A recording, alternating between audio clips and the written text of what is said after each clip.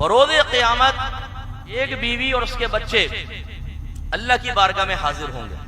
باپ کو بلایا جائے گا, کٹھیرے میں باپ آئے گا, دعویٰ اس کے خلاف ہے, یہ مدعی ہیں خود اس کے خلاف, جس نے کھانا دیا تھا, جس نے کپڑے دیے تھے, جس نے ان کی خوشنودی اور ان کے چہرے پہ پھیلی ہوئی مسکراہٹ دیکھنے کے لیے حرام کمایا تھا, اسے کھڑا کیا جائے گا. ہاں بھی بولو کیا کہنا چاہتے ہو؟ یہ بیوی بچے کہیں گے کہ یا رب کریم اس نے ہمیں حرام کھلایا, حلال نہیں کھلایا. اگر حلال کھلاتا ہم حلال کھاتے, آج اس سے ہمارا حساب ہے.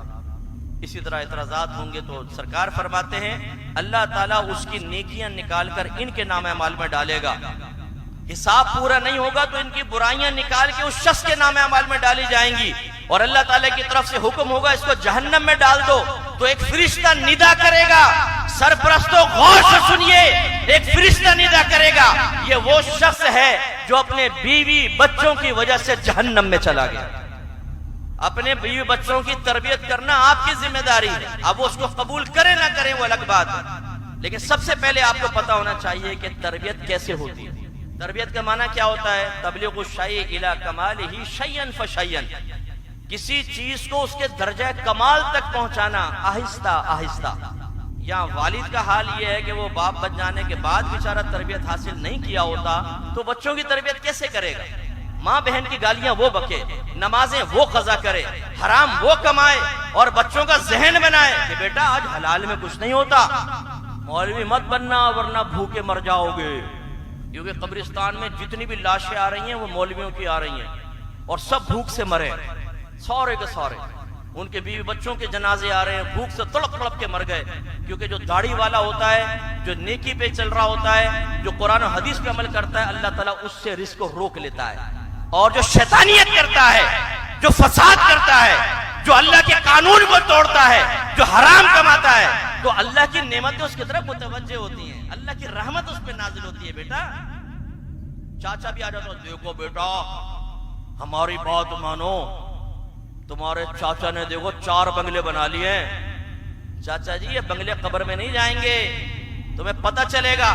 آج تم آ کے کسی کے بچے کو حرام کا راستہ دکھا رہے ہو, کل فرشتے تمہیں جو مار لگائیں گے تمہیں معلوم ہوگا.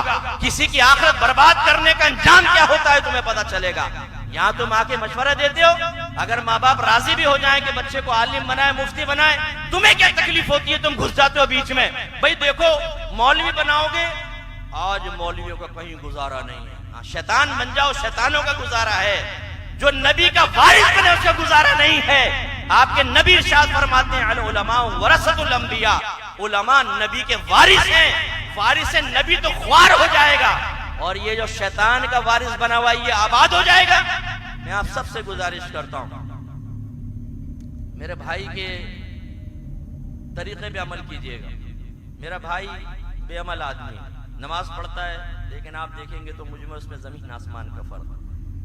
جو ہم نے سمجھانا تھا سمجھایا, نہیں مانتا تو کوئی ٹھیک ہے, بالغ کے اوپر زور تو نہیں ہو سکتا. لیکن جب میں ماحول میں آیا تو میرے بھائی کے دوستوں نے میرے بھائی کو سمجھایا کہ بھائی تیرے بھائی کو کیا ہو گیا, مولوی بن رہا ہے, اس کو سمجھاؤ.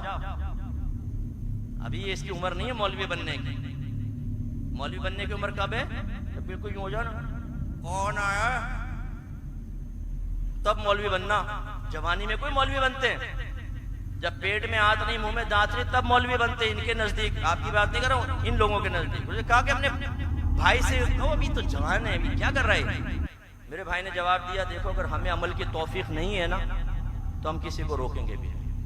یہ جواب میرے یہاں فٹ ہے. ابھی تک کتنے سال ہو گئے, لیکن اچھا جواب دیا. خدا را آپ میں اگر کوئی ایسا بیٹھا ہو جو دین کے لبادے میں دین کا دشمن ہو, جو دیمک کی طرح اپنے دین کو چاٹ رہا ہو اور اس کو ختم کرنا چاہتا ہو, دین کی عمارت گرانا چاہتا ہو, غلط مشوروں کے ساتھ اپنے بچوں کو روکنے کی وجہ سے, دوسروں کو غلط مشورہ دے کر ان کے بچوں کو روکنے کی وجہ سے آخرت برباد ہو جائے گی. یاد رکھو, جس نے دین کے خلاف, علماء کے خلاف کبھی بھی کوئی کام کیا وہ کبھی راحت نہیں پائے گا. آپ کے نبی نے ارشاد فرمایا, عالم بنو یا علم سیکھنے والے بنو, یا عالم کی صحبت میں رہنے والے بنو, یا عالم سے محبت کرنے والے بنو. پھر فرمایا 5 میں مت بننا ورنہ ہلاک ہو جاؤ گے. علماء کا مذاق اڑانے والے, علماء کی لیگ پولنگ کرنے والے, سوشل میڈیا پہ ان کے جوکس بنانے والے, وہ سب کے سب ہلاک ہوں گے، آپ کے نبی نے فرمایا۔